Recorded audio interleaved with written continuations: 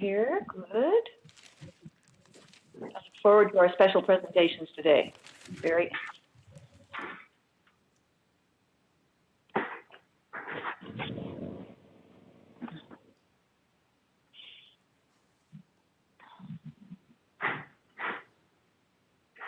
Right, Pamela, let me know when we are live.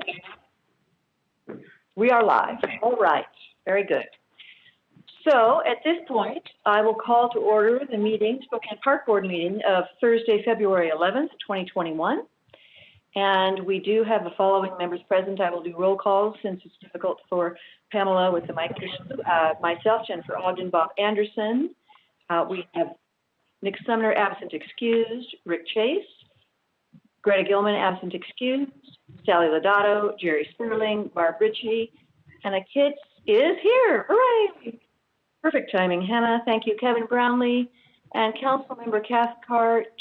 Is that who I see there? Nope, that's Al. Waiting for Councilmember Cathcart. We'll call him absent excused and hope that he joins us. There he is. You are here. Perfect. Okay. Timing is excellent. Very good. All right. So welcome, everybody, and thank you, staff, everybody, for being here. Are there any additions or deletions to the agenda? All right, hearing none, we do have Carol Ellis with public comment. Carol, go ahead. Should I comment now about the minutes and yes, then my other item? Yes. Okay, thank you. So your minutes for January 14th stated that my public safety concerns were for Hamblin Park. If you read my letter from January 14th, you'll see that my public safety concerns were for the partnership park and trail system that is being proposed between Greenstone Touchmark and Spokane Parks. So the minutes currently state it's in Hamblin Park that I have public safety concerns. It is for the partnership park, and that's why I offered to take me to that area and the land committee last week. Okay. All so right. Then my other comment is related to the whole notion of an exchange. And that is that from public utilities view, they have one project engineering going on in Hamblin Park. They want to put in a water tower. And then in X number of years, they have another project, which is to surplus the land for which they purchased their first tower. And is that matter before the park board that I regard as an exchange? What's really happening is public utilities is exchanging one parcel, namely the one that is in 31st and Napa, for Hamblin Park parcel. And that would require a vote of the people. The minutes have not yet had the request honored for the legal opinion that was flashed on the screen a month ago. And so 1 month ago, very briefly, a legal opinion was flashed on for the land committee. That would be in January. And that has not appeared in the minutes yet. So I believe that, one, it behooves the park board to have the legal opinion be public since it was flashed at a public meeting. Two, the park board should look at the exchange from a park's point of view, not just from public utilities. And three, from an environmental point of view, to reduce the built environment. I think, as public utilities has said, they could shoehorn in to 37th and Stone, and that would be the least damaging place for the new tower to be built. So those are my 3 points. I hope you can get them about the minutes, about the exchange being a legality that Parks needs to consider, and about the built environment needing to be reduced. Why would it be in a public park? People are aghast at that idea. We know that our survey that we did last summer showed 70% of the respondents opposed to putting it in the park. So I'm done. Thank you. All right. Thank you, Carol. So I just wanted to note for the record that at 3:33, Greta Gilman joined us from Hawaii. Boy, that tells you how we rate. And Garrett Jones is here as well. Thank you, Carol, for your comments. So what I am going to do, any other public comment? We have a call-in user 5. I'm not sure who that might be. Any other public comment? That may be me. I'm not sure. This is Dave M. Okay. Go ahead, Dave M. Good afternoon. I had emailed you guys, and I back on 111 with a couple questions. I didn't get any response to that email. Maybe someone could go back and let me know. My main concern, my starting question was, why would a community park, this is regarding Hamlin Park, by the way, the water tower. Yes. And I wanted to know why a community park was ever considered at all. And I haven't heard anything back. But I do have some other questions that I'll pose quickly here, and then I'll put those in an email too. Okay.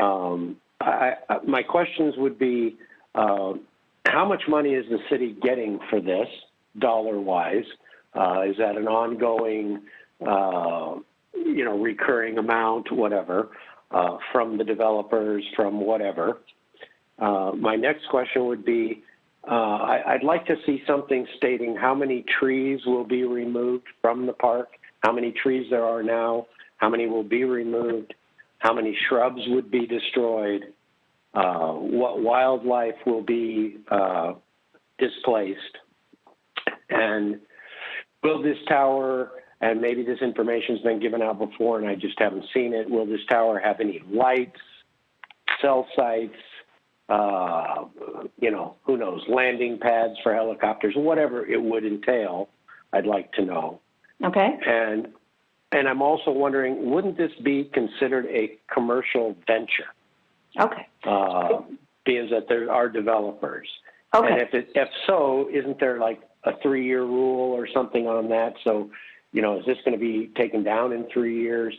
Those would be my questions. And then just as a comment, to ask the park board to be good stewards of our parks and not consider this, let's be done with this. Let's not even consider this any further, and just, be good stewards. Okay. Look at Section 48. So, Dave, first of all, I apologize for today. Yes. All right.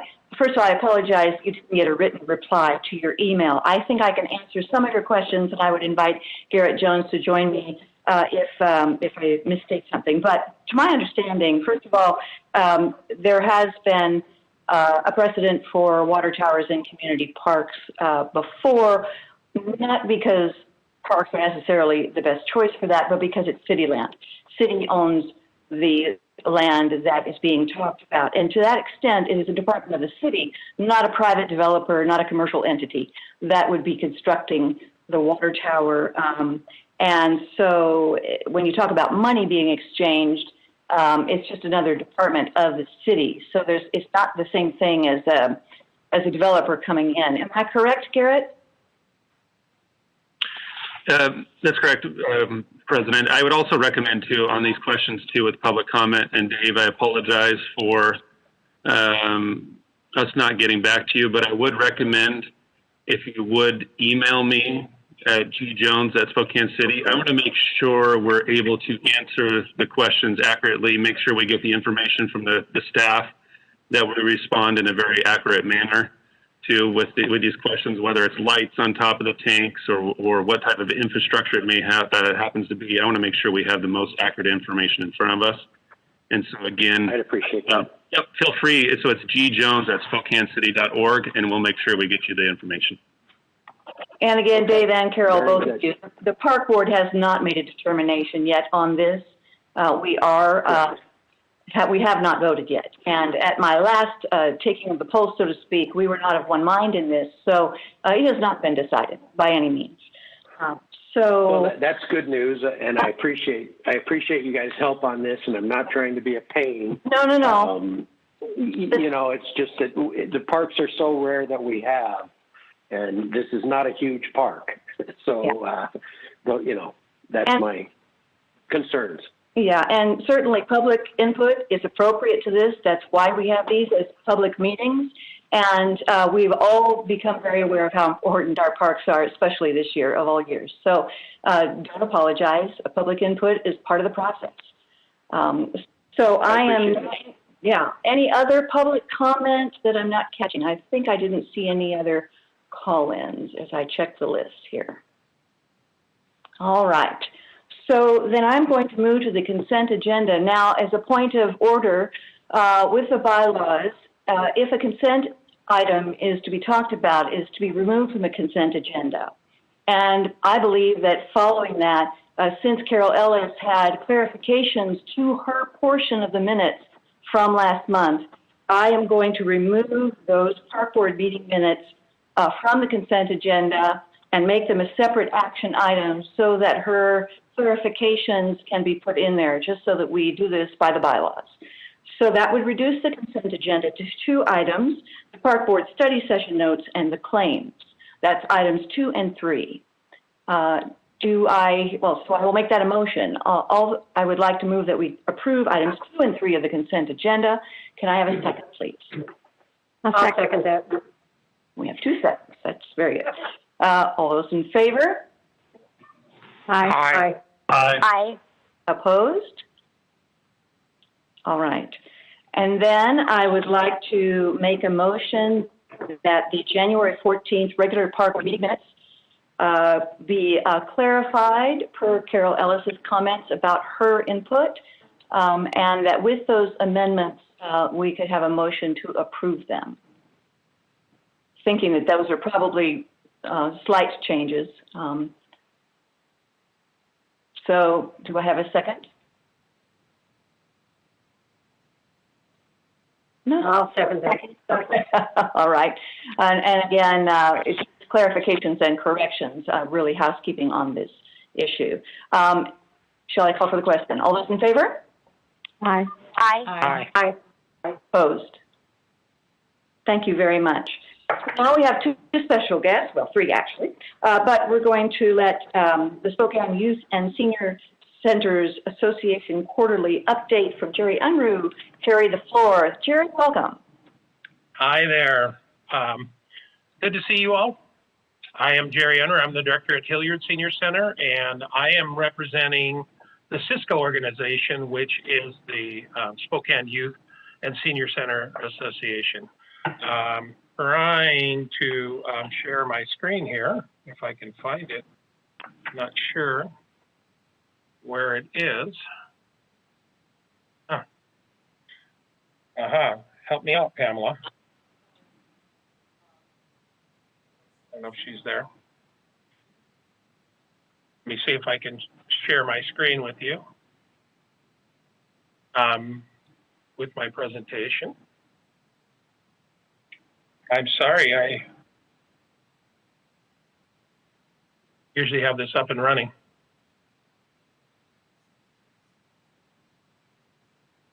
Okay, sorry.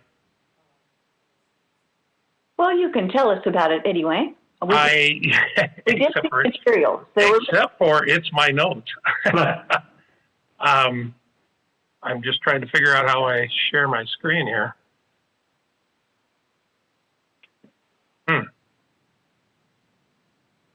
Well, I tell you what, I will try to do this as best I can from memory.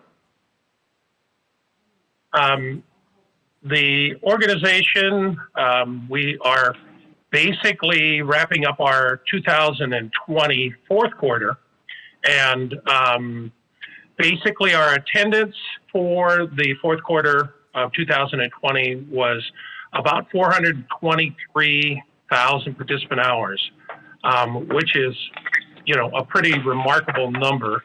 In addition, something popped up here. In addition, we had there it is. There's my screen. Okay, now, see if I can get to it. In addition, we had over 15,000 of volunteer hours, which is another amazing feat. I'm not sure if I'm running this or somebody else. Okay, you can go to the next one. There, thank you. Our 10 organization, as I said, 400 and, well, that one says 414. We did add a couple numbers since I submitted this to Pamela, but 423 actually was our participant hours, 15,000 volunteer hours. Many of our organizations fundraise in addition to the funding that they contract with you. But most of them, you know, in a year of the pandemic, it was a really challenging year for us. Most of them had to be very small. They had to be virtual, and were just a fraction of what we would do in a non-pandemic year. Our youth programs were probably the most active because, as you know, our youth programs did get open, I don't remember exactly when, but early on, and they were able to, you know, get their kids back into their programs and run things about as close to normal as possible. Our senior programs, on the other hand, not so much, obviously, with this particular, you know, population of people. They were the ones that this was affecting the most, so we weren't able to do as much with them. You can go to the next screen, that'd be great. And that is basically our numbers by center, and you can see those in your notes when you have an opportunity to, in regards to our attendance and our volunteer hours.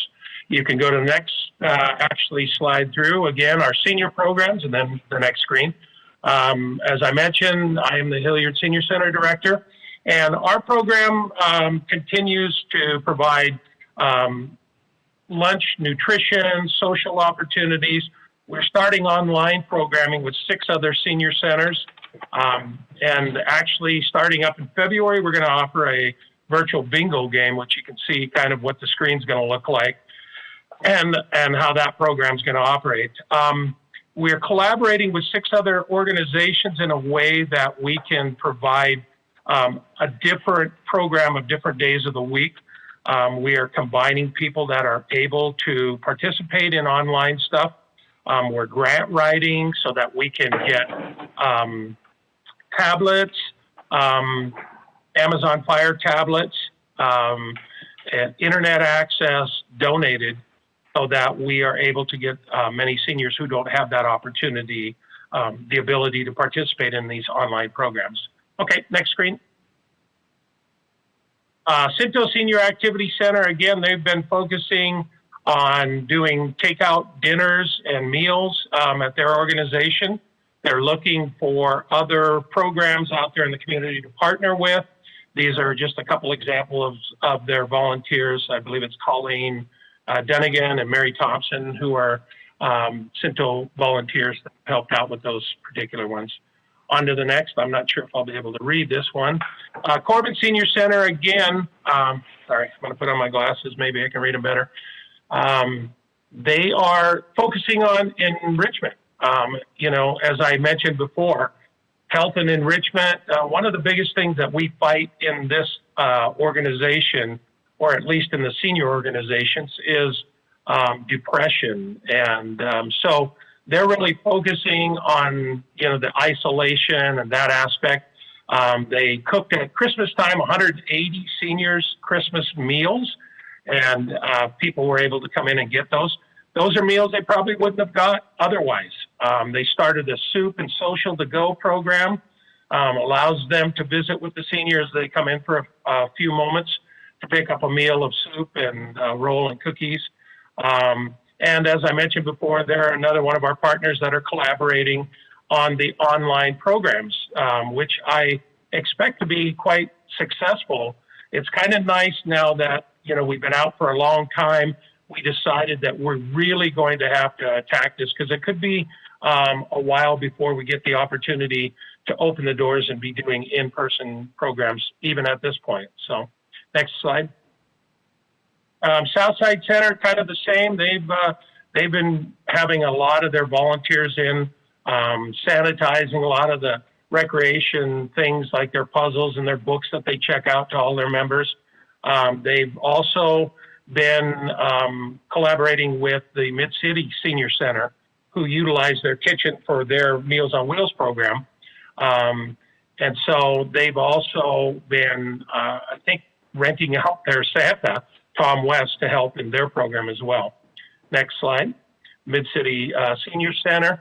If you remember right from the fall, their facility was closed. They had a lot of roof damage that had to be repaired.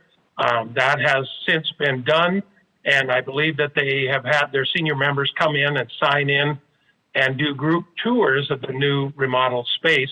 And at Christmas time, they also received a special Christmas present from Meals on Wheels program as well. Okay, next slide. Project Joy is our senior entertainment organization. During the fourth quarter of 2020, Project Joy entertainers, they continue to make YouTube videos available to the senior community. They currently have 21 videos on their YouTube channel and are adding more on a regular basis. And these are a few of the different groups that made videos for Project Joy. They're continuing to create new ways to provide their services to the seniors out there in our community. Okay, next slide. Our youth programs, yeah, you can roll right into Northeast Youth Center. While the world was thrown into chaos, their center rose to the occasion. They filled the lives of young people with purpose, love, and optimism, strength, and friendship. They've been actively engaged with their online learning while providing a safe place while the kids are doing their virtual schooling. Their staff are filling the gaps for the teachers and the families. They continue to include recreation in the lives, and sports and extracurricular activities right now are put on hold. During these uncertain times, they are creating certainty. West Central Community Center and their program, they have quite a few different programs in there. They're serving 40 kids as a virtual learning center. They're serving 60 kids in their before and after school program. They did a great Christmas program with Hank FM, and they did a Christmas present drive, brought in 300 gifts for over 70 neighborhood families. They have a Head Start program. They're serving 35 kids virtually. Supportive services for developmentally disabled adults, serving 50 clients virtually. And their WIC program is serving a caseload of more than 2,000 families monthly. Southwest Spokane Community Center in Browns Edition, they again, their kids worked hard on making Christmas presents and wrapping them for their families during the holiday.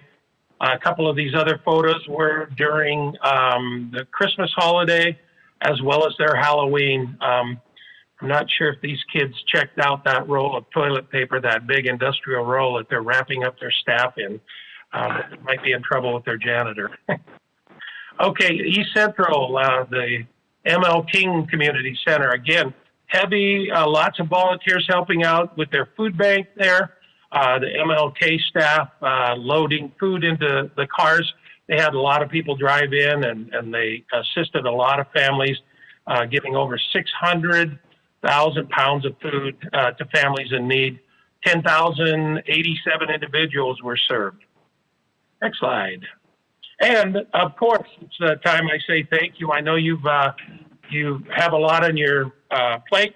I just want to say this is my final presentation to the Park Board. We will be rotating quarterly from this point on, and you'll get a chance. And I think it's exciting that all of the different center directors will have an opportunity to get up and do a presentation. You'll be able to put names with faces. And but I want to thank you. This is 22 years for me, and I've been a partner as a Spokane Parks and Recreation employee for 16 years, and executive director as an affiliate partner with the Hilliard Senior Center for the last 6.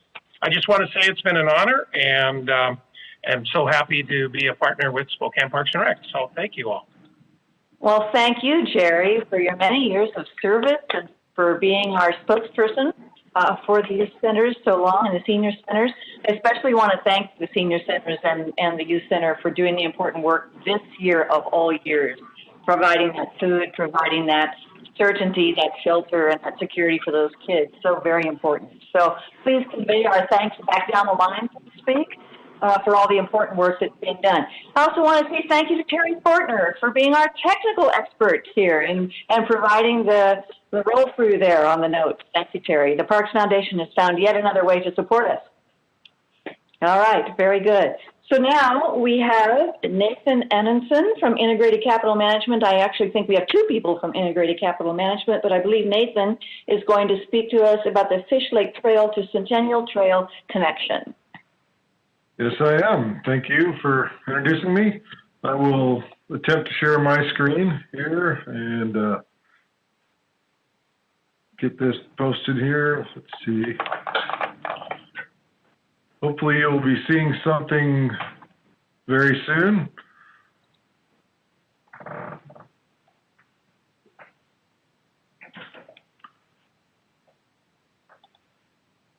All right, can you see a presentation?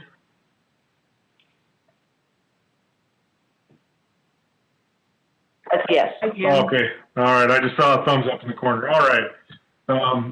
So yeah, I'm here today to talk about the Fish Lake Trail Connection Study. And there's a lot of information that I would like to cover, but I'm going to try and keep it brief. So if you have any questions when I'm all done, feel free to ask them, because I'm going to skip over probably quite a few things that I would be happy to fill in. To start with, as the city, we hired the consulting firm of KPFF to conduct this study, and we utilized Nick Hammond from the Parks Department and Colin Quinhurst from Planning. If you know Colin, he's kind of the bicycle trail guru for the city, and they were both instrumental in our selection process as well as throughout the study. They've given us a lot of good feedback and a lot of good advice, gone through the preliminary reports and given us just great feedback. So really appreciate their help through this whole process. They've been a great voice for the parks in particular. So this study is aiming to connect, and I'm going to do one thing real quick, make it a little easier to see. We're aiming to connect the Fish Lake Trailhead to the People's Park Trailhead so that we can connect Fish Lake Trail to the Centennial Trail via the Sandiford Bridge. So just to connect the dots, basically going from A to B here. And we evaluated 4 different routes for this process. We came up with the creative names of the red route, the blue route, the purple route, and the green route. So each route, again, starts here at Fish Lake Trailhead and gets to the Sandiford Bridge, but obviously, as you can see, it uses different creative methods from getting from point A to point B. And you'll notice in this area, we have quite a bit of switchbacks in the trail options, and that's getting down into High Bridge Park from up above and down near the river level. It's quite a steep slope here, and that's the main challenge with this project is it's a pretty big elevation change from one end to the other. So I'm going to dive into the other aspect of this project, which is a Thorpe Road connection to the Fish Lake Trail further south that will be able to connect the nearby neighborhoods. And the challenge with this option is we have these 2 trails under the BNSF Railroad and the old BNSF Railroad, which is now the trail. These are narrow tunnels, and we're looking at either doing a user-activated beacon so that a biker or a walker can hit a button, turn on the beacon, and let vehicles know there's someone in the tunnel as they're coming through, or a more expensive alternative would be installing a new tunnel, drilling a tunnel through the slope here. Now diving into the trail routes, this red route would be going along Government Way and would involve some realignment of Government Way. Right now it's two lanes in each direction, and we would go to a single lane in each direction with a center turn lane along this route. And that would give us the required room to build a full width shared use path that meets all the standard shared use path requirements for width, as well as providing some separation between Government Way and the shared use path. one challenge with this route is it is the only route that has a lot of coverage along the road. This is negative from the standpoint that you're not getting the nature appeal, but you're also getting a lot more connectivity to neighborhoods. And this road continues on to Spokane Falls Community College, so you get a better path heading that direction. So there are some positives, but you do miss some of the nature aspect. Then you would come into a single switchback or two switchbacks here, dropping into the park. And then you have this crossing of Riverside Avenue and Latah Creek, where we would look at utilizing the existing relic piers, which is similar to what was done for the Sandifer Bridge, just north of here.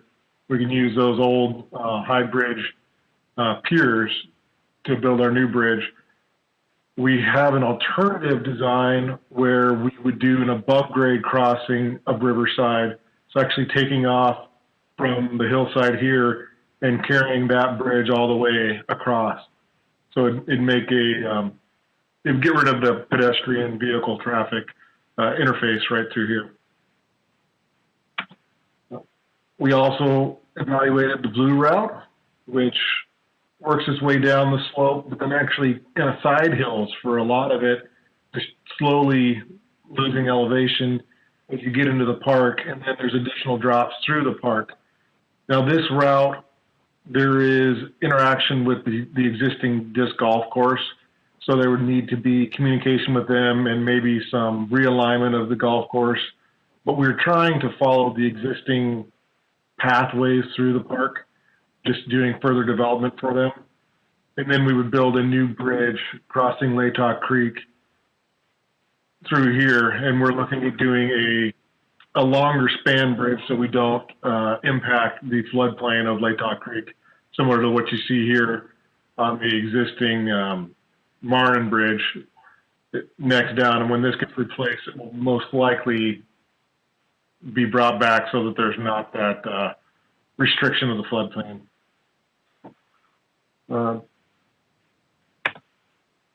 Next, we have the purple route, which the purple and the green route share this. Actually, the purple, green, and blue route share the same route until we get to about this location, and then purple and green continue down the hill together with this switchback, and then basically staying on the west side of the creek north, utilizing the same crossing.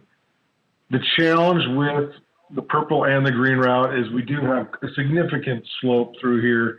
You would have very large structures that would need to be built into the hillside for these switchbacks with retaining walls and such. This is also going to be directly underneath the I-90 bridge, and the interaction with the I-90 bridge piers is a concern of WSDOT's. When we discussed that with them, they had some concerns that we would need to address. So that is one hurdle with these two routes. I'll jump to the green route as well, which the green route, you'll see it drops down, same hurdles with the switchbacks. Then we would go up and use the 11th Avenue Bridge, which the 11th Avenue Bridge is a very low traffic, so we could do a shared use on there with one-way traffic when there's pedestrians on there. And then it would follow this current nature trail or gravel trail along the east side of the creek. This route, you would have to be cutting into the bank quite a bit through this area here, which would create substantially more walls. You would not have to build a bridge, but we would have quite a bit more walls to build, which I'll talk about that in a little bit. We also put together a cost estimate. We have cost estimate for each route, and that's actually in order of what we just talked about. We have the red alignment that comes in at about $7.5 million, and would jump up to just under $9 million with that grade separated bridge crossing of Riverside Avenue that I mentioned. The blue alignment would come in a little higher at just under $12 million. And then we get into the purple and the green, where purple is $14.3 million and the green would actually be $22 million. And the reason for this is the substantial amount of walls that would have to be built to do the switchbacks going down the steep hillside. And then the big difference you see here is all the walls that would be needed along the east side of the river, or the creek. Then lastly, we have the Thorpe Road connection cost, which comes in at $900,000 for the construction of the spur up to the Fish Lake Trail, and then the signals in the tunnel. Or if we go with a new bored tunnel, it would jump up to around $10 million, just due to the large costs of building a tunnel. Now, we worked through this process with a couple of public engagement meetings. We formalized a project advisory committee, and we've done several presentations to different special interest groups and boards throughout this process. And we've collected all of their feedback through that process, as well as doing our own analysis. And that's where you see a lot of the scoring, which we took each route and provided a weighted score for every category, such as user experience and a breakdown of those, environment, cultural resources, compliance, constructability, and then construction costs. So we utilized all of the feedback that we got and all the questions and comments. We provided a wiki maps page where they were able to actually go on and look at the maps and provide feedback directly on the maps that we could pull up later. And it was a really interesting process doing this entire study through the COVID experience, I guess is the best way to call it. So we utilized a lot more technology than I've seen in the past for this, and it was actually very, very beneficial to get those comments. So through that weighting process, I'm going to go to the next slide where I make it a little bigger. We have a weighted average of 3.41, 2.93, 2.68, and 2.42 for each of the routes. So essentially, it's narrowing it down to the red and the blue routes as the preferred alternatives. Now, as we move our evaluation further, we want to dial into these two routes and get a better understanding of the positives and the negatives, get some more feedback, and then take one of those routes to a 30% design through this study. And that will finish up later this year. And once that 30% design is complete, we can start looking for grant funding and getting this project paid for. So we're not quite at that point yet, but eventually we would like to get a letter of support from the Parks Board, or a letter of endorsement. And this is just kind of that first touch to go over the project. And if you have any questions, I would love to answer them now. Well, thank you, Nathan. Thanks for all of the work, the careful thought that went behind all of those colorful choices. Appreciate the work there. Park Board members, do you have questions, concerns?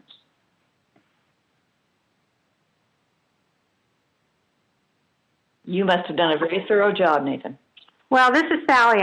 Obviously, Fish Lake is still a big priority in terms of things I'd like to see complete. And I can't really see that map so well, so I'm not sure I can even ask the questions because I'm very familiar with all those. I access that trail all the time and that whole area, but I can't follow the red or the blue. I can't follow any of the routes, but I don't know if you can just walk through the route, the red, a little bit better. Let me do the red route here, or would you prefer that I do the picture with all four routes on it? That's fine. Anything, Okay. I don't know if you can make it bigger or if I'm the only one challenged with this, but I'm surprised because I know the area. I can't follow your route. Well, okay, so this is Government Way right through here, and then Sunset Boulevard. Yep. And then the Fish Lake Trailhead parking lot is right here at this location. Okay. So we would follow Government Way, just before you get to Riverside. So Riverside is just, the intersection with Riverside is just off the map here, and then comes down along here, crosses the bridge, and then we have the Sandifer Bridge parking lot right here. Okay. We would be following Government Way almost to the intersection, and then veering off and going through the top of the dog park, which is something that we are looking at how we can minimize the impact on the dog park. And I think we've come up with some pretty good solutions, but it does look like there will be some interaction with the existing dog park. And then there's actually some existing kind of single track trails that work their way down the hill along Riverside that will be kind of following those same routes. Obviously, it'll be improved in a slightly different route. And then looking at crossing just north of the Riverside Bridge crossing. If you ever stopped on the bridge, which is not a great place to stop and look for traffic, but there are some existing relic piers out in the creek or in the little valley here that we would utilize for that bridge. Does that clear things up a little bit? Yeah, it does. So that dog park area, you talk about grades and hills. I know there's are you talking about right there's a pretty good hill right in there by A Street in the dog park? And yeah, there is. And one thing that we are trying to do, or we are succeeding in doing, I should say, is we're making this an ADA accessible trail. And our goal is to be under 5% slope at all locations. And to accomplish that, we're actually aiming for around a 3.5% slope for any point of this trail, because the trail team with Alta and KPF are experienced enough to know that we visualize it at 3%, and then by the time it gets through design and construction, it ends up being at 5%. It never goes down. It always gets steeper. It's the one thing they keep saying. So we're really pushing for that 3% slope, maybe 3.5% at the most, to make sure that we stay under 5.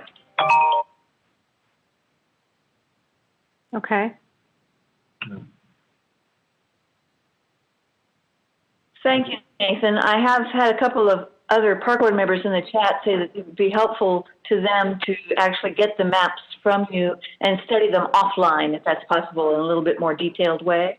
It is, and we also have a city website for this study, and that website can take you to the Wiki Maps, I believe it's called, and you can really look at those maps in greater detail on there. Okay. And I will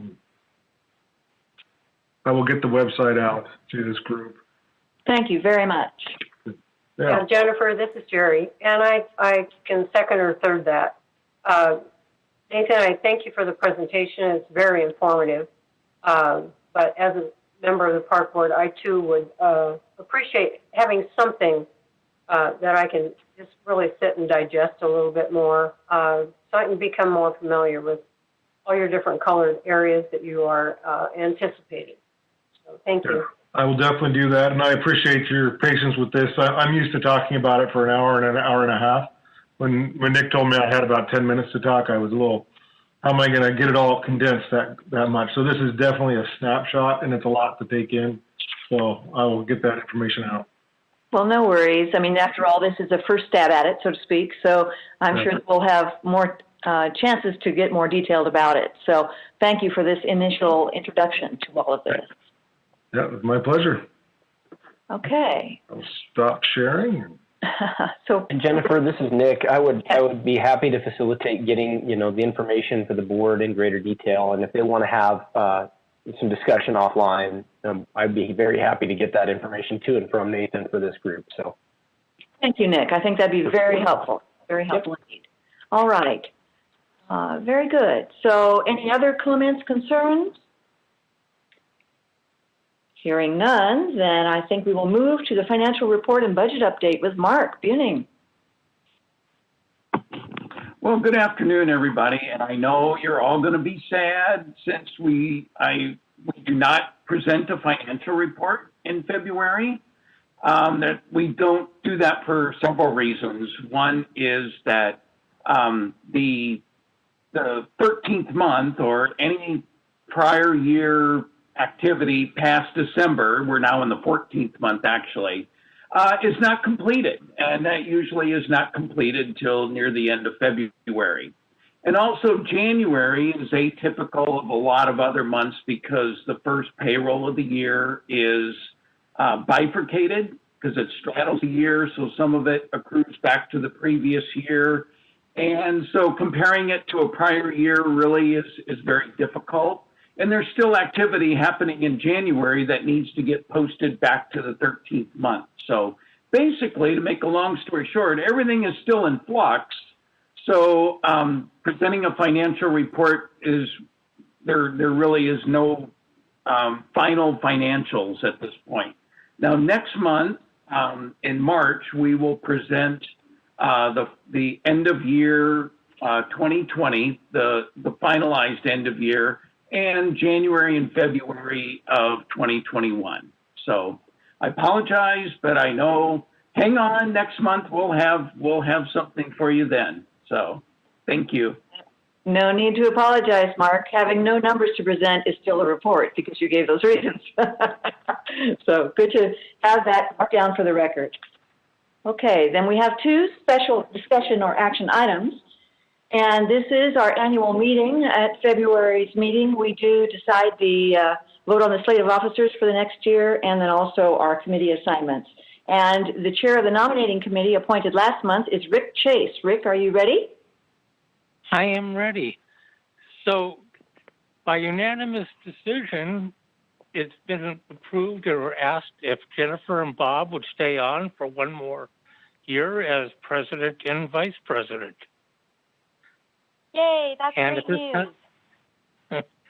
And at this time, I'd like to also thank all the board members for all their votes and their comments that went along with everything.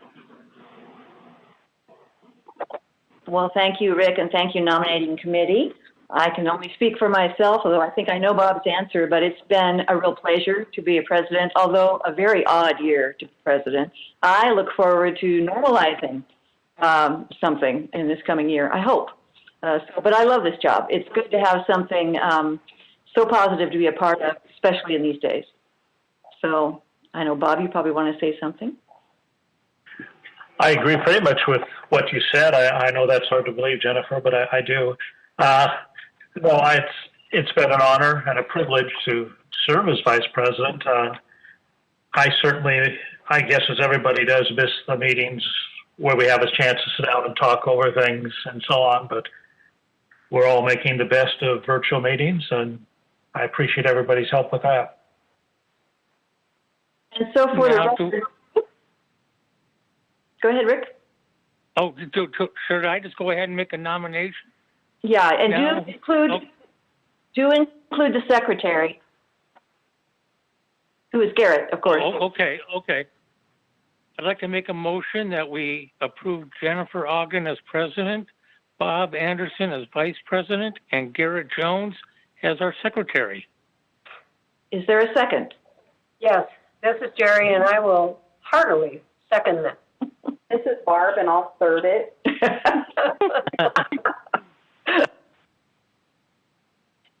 For that, okay.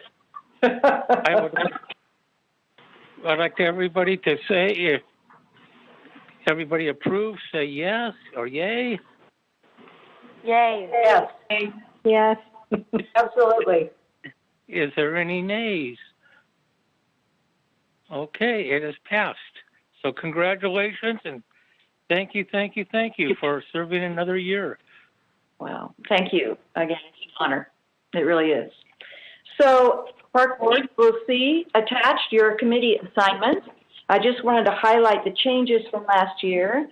We are going to try to create a development and volunteer committee this year, and so the members of that committee would be myself, Bob Anderson as chair, Rick Chase, and Jerry Sperling. Let's see, Bob has gone from urban forestry to the chair of that new committee, in addition to his other committees. Nick Sumner is going to be on finance.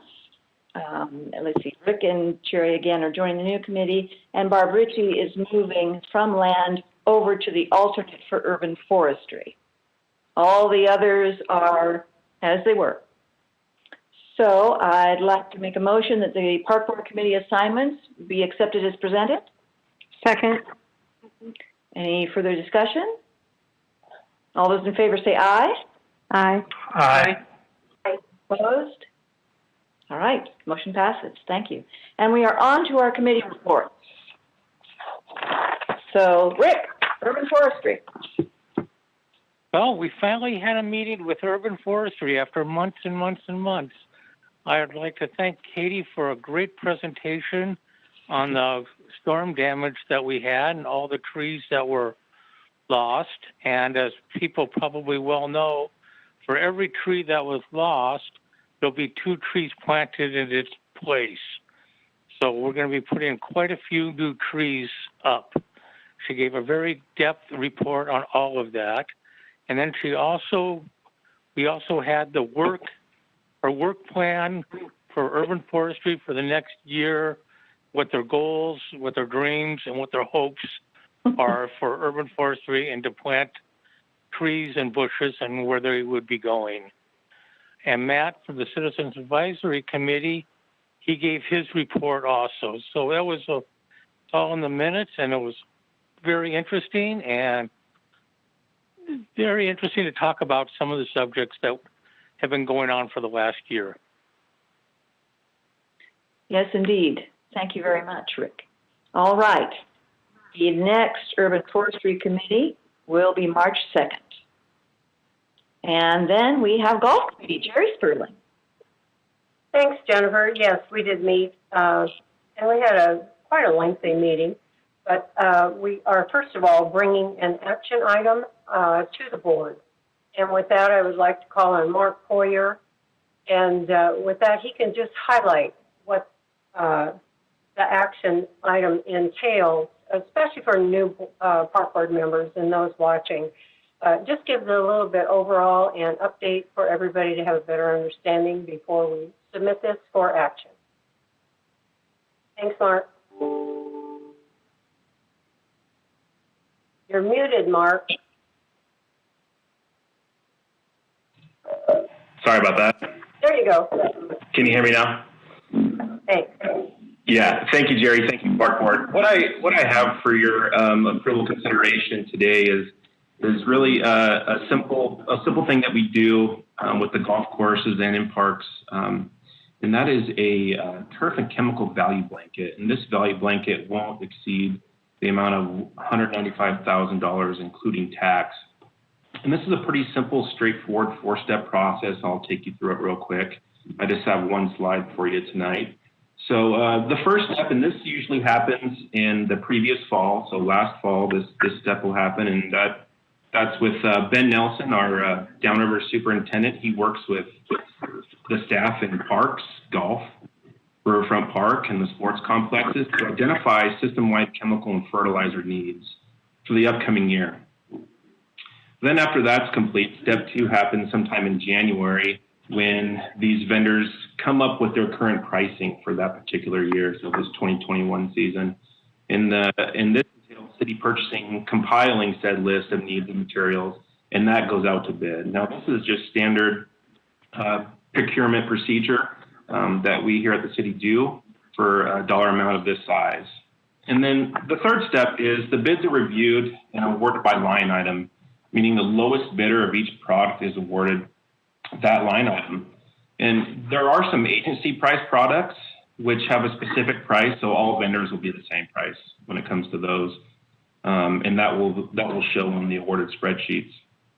When the lowest price is not selected, that is primarily due to the product not being of equivalent comparison. And what I'm talking about when I say products is anything that falls under this blanket may be, but definitely not limited to, fertilizers, fungicides, grass seed, wetting agents, and herbicides. Things that we apply on our turf at the golf course and in parks.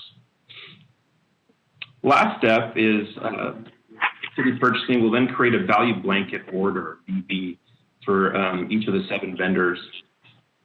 This is essentially an open purchase order type document in which the color-coded spreadsheet showing that DB number and with the completed vendor information will then be distributed to all city divisions. That way they can look, see what type of material that they need, look under the color-coded area and choose basically the lowest price and get the best bang for our buck out of all of our turf chemical needs. And that is it in a nutshell. And I will take any questions.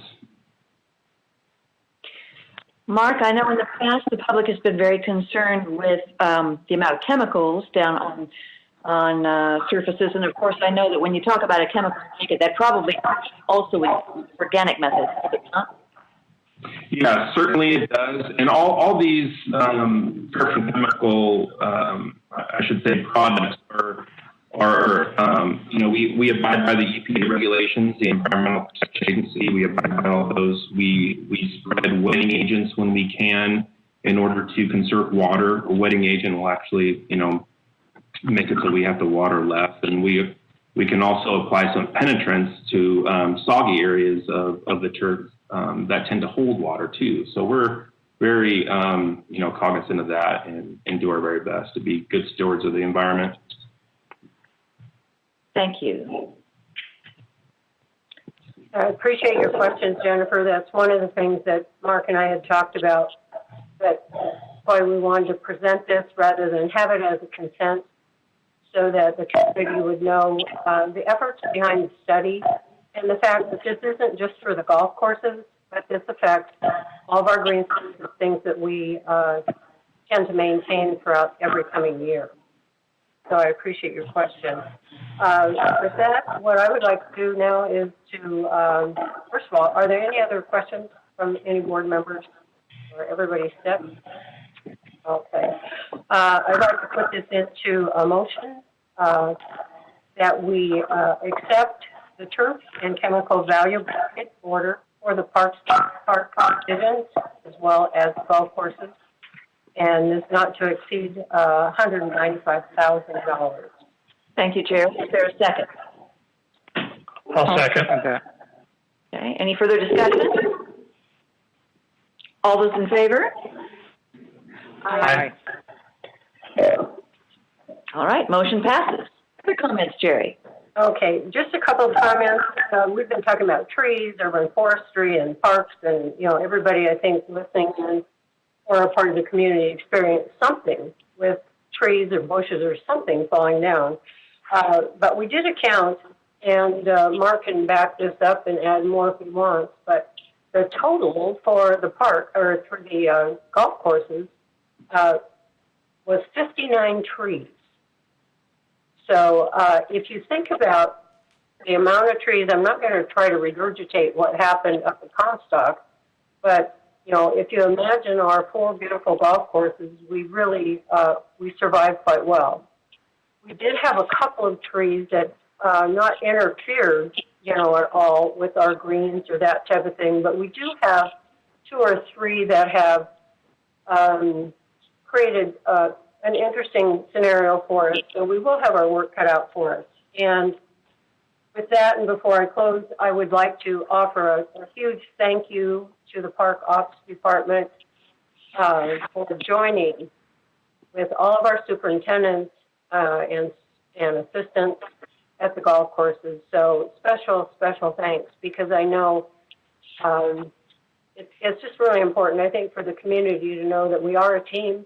And I think this last year and this year and going forward, it's really going to be an interesting time and continued challenge as we continue to work together and bring everything we can to the community with COVID and everything else we're dealing with. So with that, I'll bring a close to golf, and we will be meeting again March 9th at 8 o'clock, and we'll be doing it WebEx, and I invite any of you to join and let you know that usually our golf pros are there via phone or WebEx, so we welcome anybody that would like to join us. Thanks, Jennifer. Thank you very much, Jerry. Now it over to Greta with Land Committee, and I'm very jealous that you're so much warmer where you are than we are here.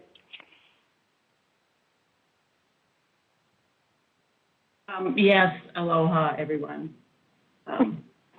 Land Committee met on the 3rd of February, and we had 2 action items. We're going to have presentations on both of them, I believe. And the first one is a Queen Bee Radio, KXLY, now Radio Park LLC, License and Development Agreement, Amendment number 1 for Southeast Sports Complex, which is an amendment having to do with a time extension for the improvements covered under the agreement. And Nick, are you ready to provide a presentation on this? I've never been this ready, so I'm sharing my screen. We went into a little bit more depth in Land Committee for this presentation, and hello everyone, this is Nick Hammett here. The Southeast Sports Complex agreement that was executed back in 2017 with KXLY was quite a doozy. And so there were a number of agreements that made up an overall agreement that was a public-private partnership to improve that facility. And so in 2017, we agreed to allow access across park property for private development. And as a part of that access, we were agreed with KXLY for them to construct a number of improvements on park property. Some of those improvements are listed below. They included a parking lot, restroom, some improvements along Regal Avenue or Regal Street, and a new soccer field on their own property that they would lease to us for $1 a year. So that agreement, once approved, required that the KXLY improvements constructed on park property be completed within 4 years, which would put them needing to be done here by the middle of 2021. Unfortunately, they haven't been able to move that quickly with their development. And of course, there's been a number of reasons for that. This is an image here that shows the initial approved sort of site plan diagrammatically at that time back in 2017. You can see our property here with a number of soccer fields up north near my cursor.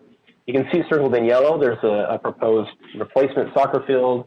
There was proposed parking, a relocated restroom, and then here in blue, this sort of access entry and parking improvements, as well as some improvements along Regal. Luckily, all these are still planned. It's just taken the developer a little bit longer to get where they wanted to be. The soccer field, luckily for us, has been constructed. That was all completed in 2019. It is open and available for our use at any time. And there in purple up here were the previously approved improvements on park land. This is a little bit more detail, and I'll zoom in here. This was in your packet. Everything in green down below in the bottom right here is what we refer to as the Signal Park development. That is the actual work that the developer themselves are constructing, which is a number of apartment homes, apartment structures, as well as some office retail, some multi-use space that they've been pursuing separately without our involvement. On park property, this is a zoom in of the proposed improvements and their development. If you're familiar with Regal here, there's an intersection with, this is right next to the Shopco parking lot, if you're familiar. And the developer really needed access to have a signalized intersection with lights that would control access in and out of their development. And that required them to come across our property. So they would construct us a new parking lot available for our use. And you can see kind of behind in the background, there's a restroom building here that I'm circling. This restroom building is right in the way of this new proposed access drive. And so they proposed, and we agreed to allow them to construct us a new restroom and concession storage building, just slightly relocated. All of this work remains as it was originally agreed. The developer proposed just needs some more time. So their proposed schedule as submitted was that they would actually begin construction on their development, their apartment homes, in the second half of this year, and that they would actually submit plans for our review and approval by the first half of next year. They would then proceed in the fall of 2022, fall of next year, and the spring of the following year to complete those improvements on park property. And these improvements would be open to the public. The goal there would be to be done by the end of 2023 with all the park improvements. But of course, we want some additional contingency time. And so what the developer has requested is that we extend their time frame through July of 2026. Essentially doubles the amount of time that they think they need. And we agree as park staff that this is a reasonable recommendation, mostly because it doesn't disturb us if it takes additional time for them to get that work completed. If I jump back a slide or two here, they're not going to construct any improvements on park property between now and whenever they start. So when they construct their improvements on apartment property, their own private property, they won't be using our land to access those improvements. So really, there's no harm, no foul for us. There's no real loss for us to wait. So it makes a lot of sense. I think there's a lot of value for us, at least from a staff perspective, to work with their timeline. There's some images here of the actual agreement itself. Essentially, all we're doing is changing some text to July 31st of 2026 for the required date instead of the 4 years after originally agreed text. Are there any questions? Thank you, Nick. That was very thorough. Sure. Greta, did you want to make the motion? I'll make the motion. I would like to move that we approve the, let me see, what is it officially called? The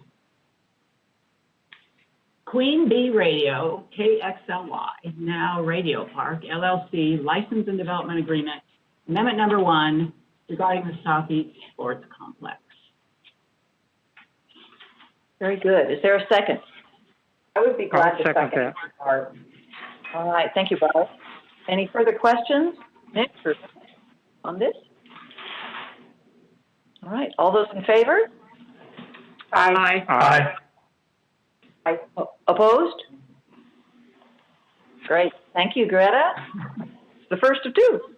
Yes, and our second Land Committee action item is a Avista Utilities Memorandum of Agreement about Upriver Park. I think Nick's handling that one as well. Am I right? And, you know, it was pointed out to me that the work up at Southeast Sports Complex is near the entrance to Target, not Shopko, just in case anybody was wondering about that. But if we jump across town, we'll take a look here at Avista's proposed Upriver Park. Most of you are familiar with this, and I believe both Megan and Todd with Avista Utilities are here with us today, and James Richmond, our attorney, is here as well. This is an image of the Logan neighborhood. And within the green boundary, you can see the Logan neighborhood, and we've highlighted some parklands there. We have Mission Park, of course, is our big community park in that location. And just to the north and east of that is what is proposed for Upriver Park, currently in the location of Upriver Drive. There is also a park, if you remember, and I think it's worth noting, Heath Park, which is St. Aloysius School, which was actually decommissioned back in 2020 or late 2019, was used and open to the public, but it was private property. And if you remember, the school decided at that time they were no longer going to allow public use there. So there is some need in this area for providing additional park amenities, which are west of the Spokane River. There's a pretty significant barrier between Chief Gary Park, which is another major park nearby, but it's really difficult to walk across that Mission Street bridge and feel comfortable as a family. So there's some benefit to park amenities in this area. Just want to show you some quick amenities, photos of what this location looks like today. The bottom image you see is actually the Centennial Trail as it winds along Upriver Park, or what we hope to be Upriver Park, Upriver Drive at this time. We go to the next slide here. You can see some cyclists riding on the road and are sandwiched nicely between the street and a Jersey barrier, which is not a real comfortable experience. Certainly one we look to improve with this project. Some photos of the park property in this area, just standing right down on the water. There's some pretty wonderful water access in this location, and photos of a couple of our trailheads. The proposal from Vista in this case is confined to approximately the pink line, the pink dotted line you see, which would take a section of Upriver Drive, which Avista is filed to have vacated, and which they would own, combined with public park property to form Upriver Park.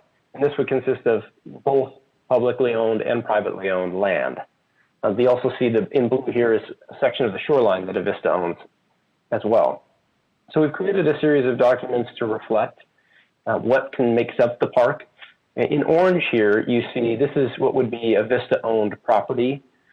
And in blue, you see what is currently publicly owned property. And the two of them together, you can see in this image, form Upriver Park. And it's really important that the park feel consistent with our other type of parks and feel to the user as one seamless experience.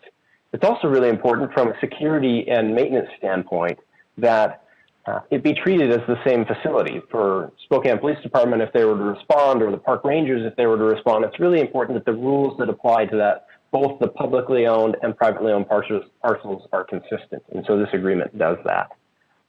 The outline of the agreement then is really shown here.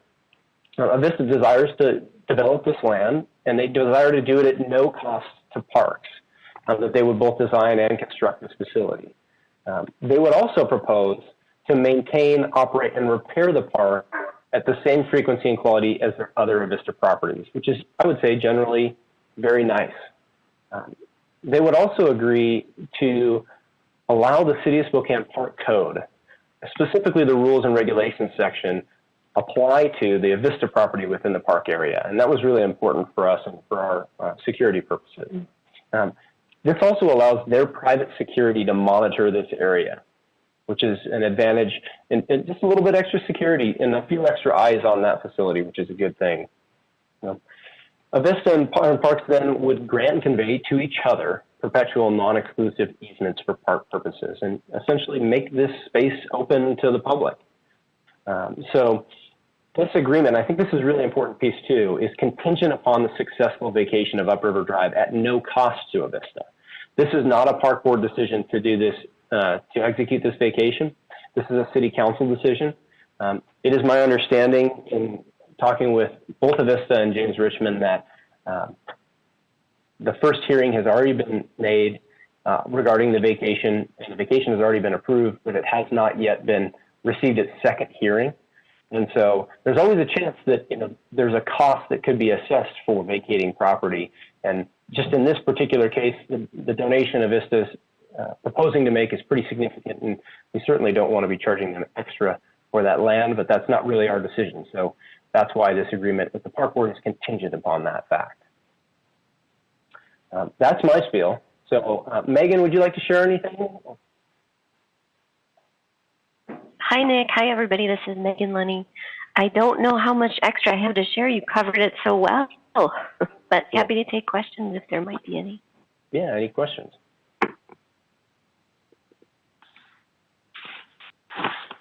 Very thoroughly done, Nick. Thank you very much. Thank you. In that case, I am ready to move that we approve the Avista Utilities Memorandum of Agreement with respect to Upriver Park. I second that motion. Great. Thank you, Hannah. Any questions?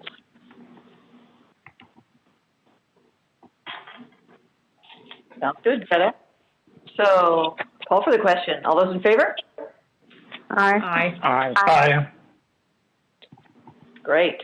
Thank you so much. Greta, anything else? Well, we also, at our land committee meeting, we also got a report from Al, the Parks report, which mostly had to do with damage caused by the recent windstorm that we've all heard quite a bit about. And also Nick presented a park planning update and noted that the kickoff meeting for the Parks and Open Space Master Plan will be on March 29th of this year. Our next meeting is scheduled for 3:30 p.m. on March 3rd. And that's my report. Thank you, Greta. Enjoy the rest of your vacation. Sally and Rec. Hi, everyone. Yes, we did meet, actually, and we had some great news.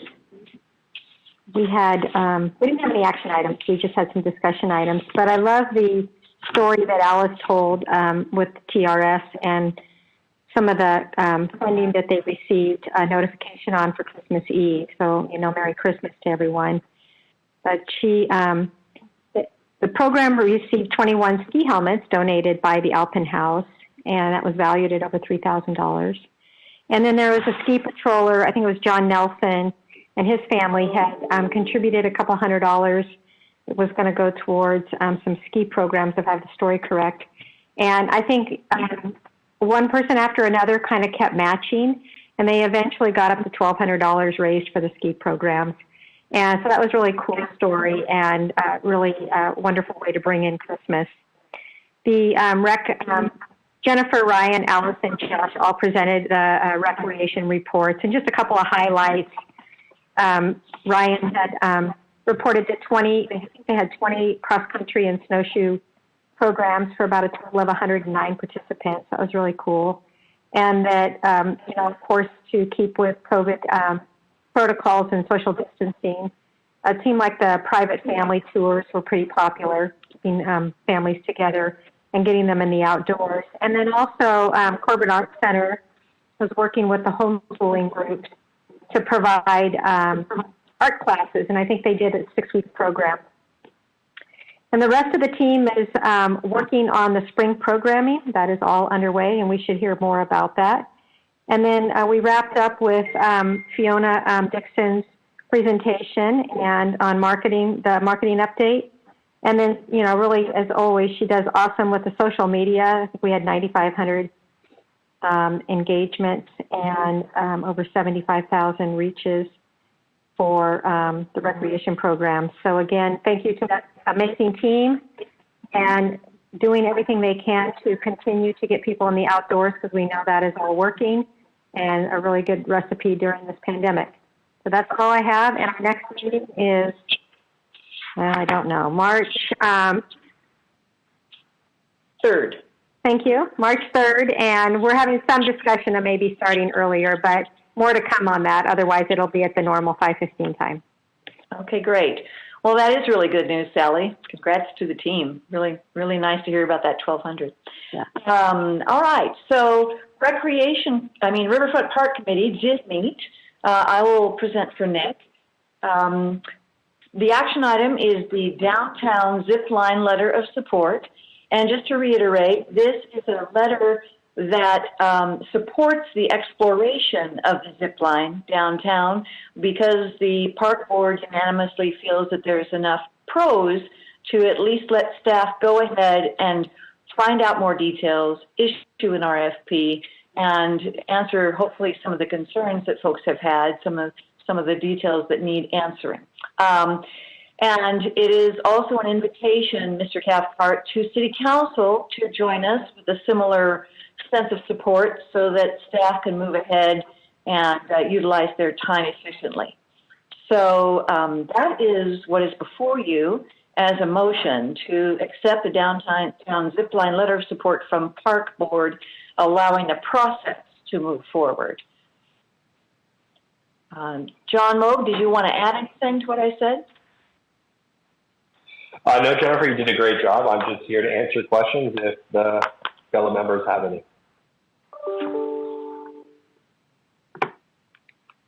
Mr. Cathcart, do you have any sense of, or can you give us any sense of how the City Council is feeling about this? There has not been any discussion as a council since we've had the last presentation, so I'm not entirely sure at this point. Okay. All righty. Well, if there are no other questions, I will move that we authorize this letter of support to go forward from Park Board about the downtown zip line. Is there a second? A second that. Thank you, Sally. Any further discussion? All those in favor, say aye. Aye. Opposed? Very good. It passes. And then, in addition, we had a number of items brought up by John in the operations report. I understand that the short with the wonderful sky ride was taken care of, that there are plans to be transitioning from the ice ribbon to that as a roller skating ribbon. And what is the date going to be, John, for that? Well, our target is always spring break weekend. So we'll target that, and it takes us about a month to convert the ribbon from ice to skating. Very good. And then, of course, we had an update on the damage to our poor butterfly, which took flight. It had its dream, but it landed in the construction zone of the North Bank Playground. Thank goodness nobody was hurt, but it's pretty badly damaged, I would say fatally so. So there are plans for how we go forward from there. The winter market was postponed due to weather and protests, and there's a spring rock market that's planned for 6 weeks beginning on April 7th.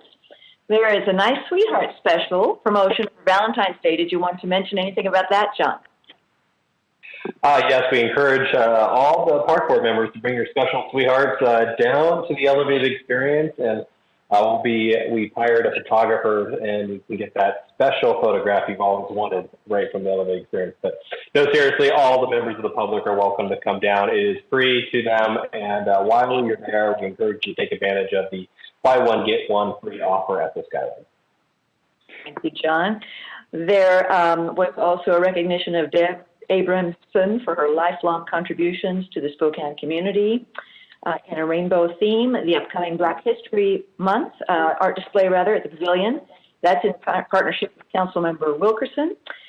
And the maintenance team is going to be moving out of the Avista Annex and into the new M&O building, expected around the end of this month. So that's exciting.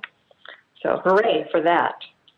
And Danielle presented the redevelopment update, and that spending Pac-Man is getting fuller and fuller. So we're almost done with the bonds. So that's great news.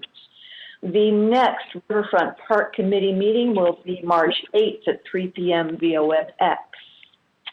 So finance, Bob Anderson. The February 8th Finance Committee meeting was conducted via WebEx. There were no action items, and financial statements were not reviewed due to the ongoing year-end adjustments. At the January meeting, the Finance Committee requested using the February meeting as a training session for Parks financial statements. Mark and Megan, using the Parks 1400 and Golf's 4600 accounts, provided an excellent session to develop our understanding of calculating fund balances and fund balance reserves.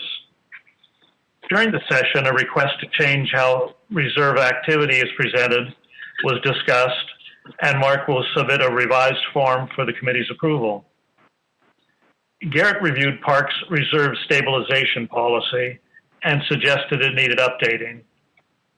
Park staff will submit a revised copy for committee review at a future meeting. Mark and Jason presented the 2021 lease vehicle program, which includes expanding from 5 vehicles in 2020 to 21 vehicles in 2021. The next finance meeting is scheduled for March 9th at 3 p.m. That's it. Thank you, Bob. All right. So for my president's report, again, I want to say thank you for the honor of being your president another year, and encourage Rick Chase to forward to Bob and I the comments for improvement. I always believe in improvement.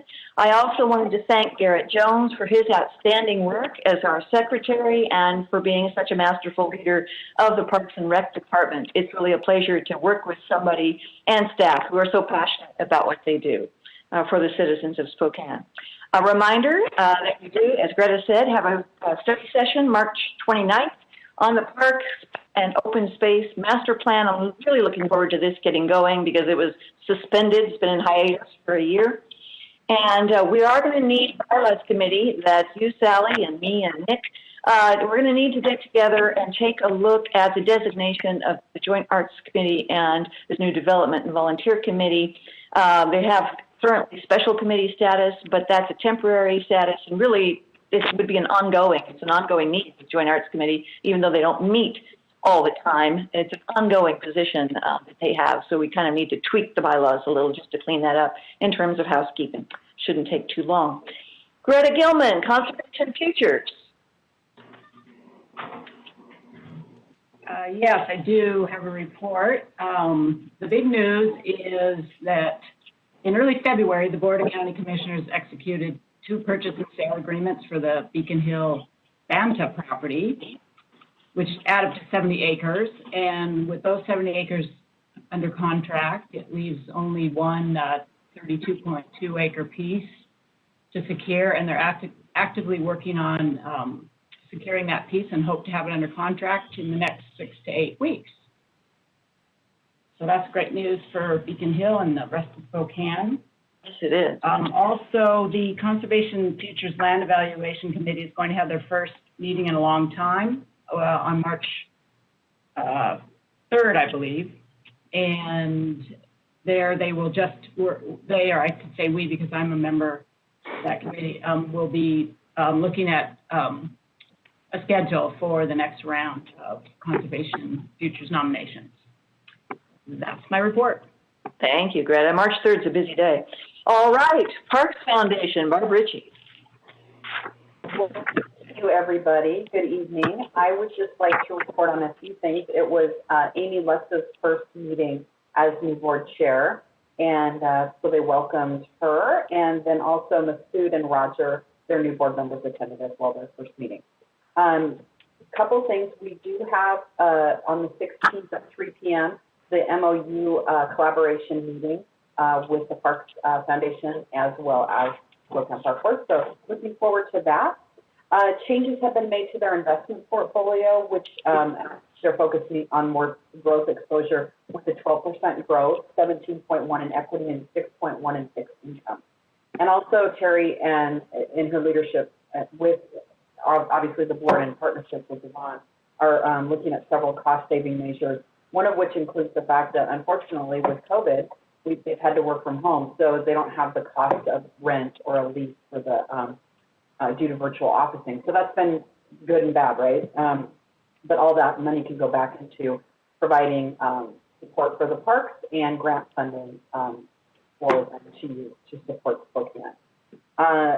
I don't know, Terry. You always, add a delight too. So if you have anything to add to my report, I know I'm going to be spending a lot of time next month reporting from all the good stuff that's coming from here. But if you have anything to add, please, I'll give my time to you. I just want to say what a joy it is, Barb, to have you participating as a liaison, and it's always so good to be at Park Board meetings with all of you as well. We did have a really nice finish to 2020 in spite of COVID-19. There were a lot of silver linings, and we're also continuing to do a pretty significant amount of grant writing right now. So stay tuned on those. I look forward to Barb's opportunity to share those updates with all of you in the future. And as always, if you have any questions, feel free to reach out to me, and thank you very much. Thank you, Barb and Terry. Great. Councilmember Cathcart, here's your chance. I don't have a whole terrible lot to share. If there's like specific issues or topics you guys want me to bring with me to share with the board, I'd be happy to do that. But I really don't have anything to add at this point. So if you have questions, happy to answer those. Okay, Park Board members, any questions? I'm sure we'll think of them after the meeting, and then we'll fire them off to you. That's usually the way this happens. That's perfect. Yeah, this is Rick. I just have a quick question. For bylaws, how do we go about getting the bylaws committee together? I have an idea I just want to throw out there, and that's just to make the president a 2-year term instead of a 1-year term. Because as long as I can remember, presidents have always served for 2 years. That's my first question. The second one would be also with the bylaws, would be can a president, and I don't know the answer to this, be a president twice? So can they skip like a year or two and then run again for president? I looked through the bylaws and I didn't see anything about that. And so I don't know how we go about calling the bylaws committee together or how that works. So I just wanted to throw that out there. I'm awaiting my grandfather clock. Just a second.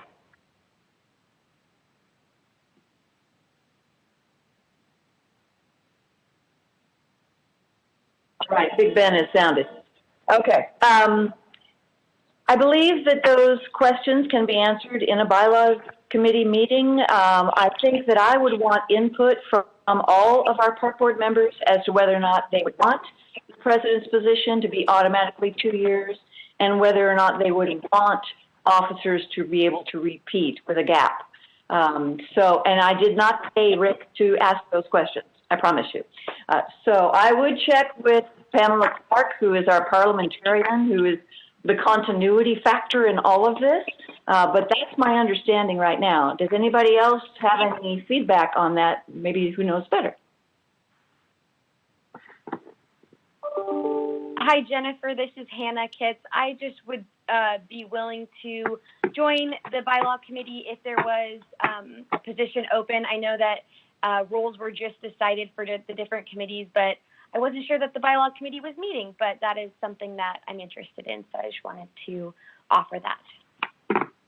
Okay, Hannah, well, I believe the president can appoint members to committees, even on a temporary basis, and so I will make a note of your interest. It would be great to have your legal mind on that committee. So I just have to check the bylaws and see how many members we're allowed to have. So don't have them in front of me at the moment. But I will make a note of this. Thank you, Rick, and thank you, Hannah.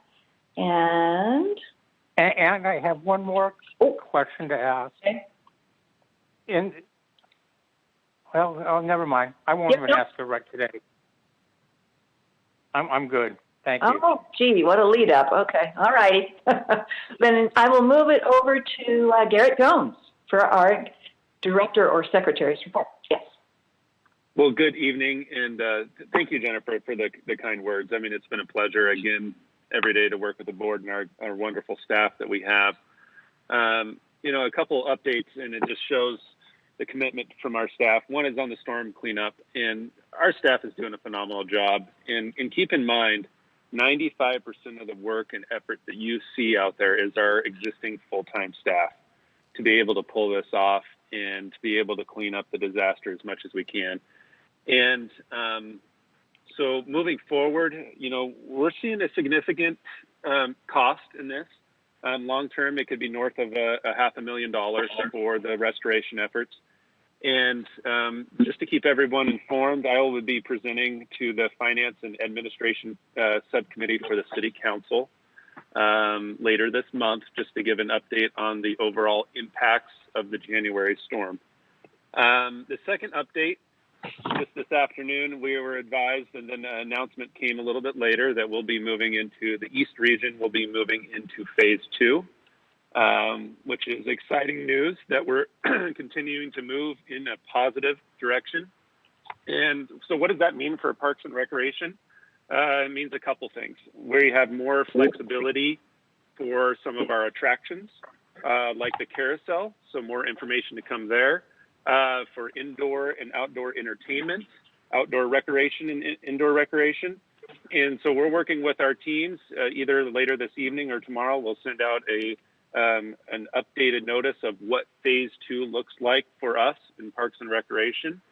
And then also too, just keep in mind, there is opportunity too that I'm working with Pamela and also our legal department with public meetings. So you have options now to hold hybrid and in-person public meetings to a certain capacity. So there's a little bit of flexibility there moving forward. So again, thanks again for the great month.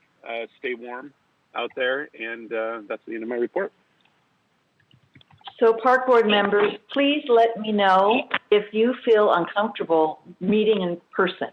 There are no judgments here. Everybody knows their own level of risk with this virus, and I would not presume to make that decision for anybody. It's a personal decision. And so let me know either way. Let me know how you feel about that, and we will meet accordingly in whatever model works best for everyone. And I think too, Board President, we're looking to, I mean, in the most cases, we're going to have a hybrid type of an approach. To have that virtual component with in-person component. We just need to make sure that we have the facilities, infrastructure, and technology to be able to have enough distance safely in between members in person, and then we still have the ability for viewing and participation virtually. And safety comes first, always. So there we are. Any other points for the good of the order before we close this meeting? Well, thank you for your time, and you all stay warm. Be sure you wear your gloves, keep your skin covered. Don't be outside more than 30 minutes at a time. And the warm weather will be coming back. So. I encourage face masks. Complete face covering, is that what you're saying? Top to bottom? North Dakota weather, so now you know how the middle of the country feels. So everybody take care. Thanks again. And we'll see you next time. Thank you.